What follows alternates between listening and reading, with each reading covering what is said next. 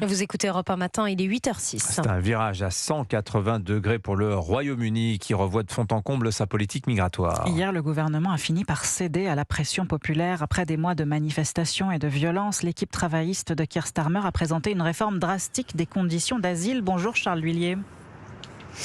Oui, bonjour Fanny, bonjour à tous. Envoyé spécial d'Europe 1 à Londres. Il y avait urgence, Charles. La situation migratoire semble totalement hors de contrôle outre-Manche.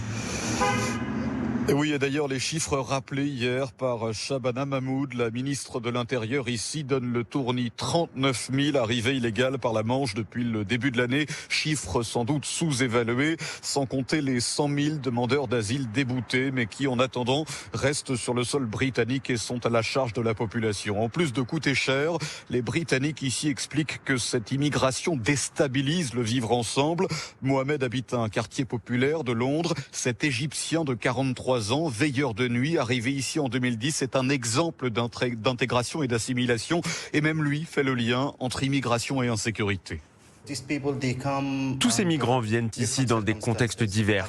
Il n'y a plus de contrôle. Ils viennent de partout et surtout avec leur culture à eux.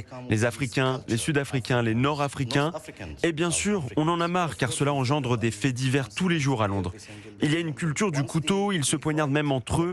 Et j'ai eu l'occasion d'aller en France, à Paris, plusieurs fois. La France n'est plus la France et le Royaume-Uni est en train de devenir pareil.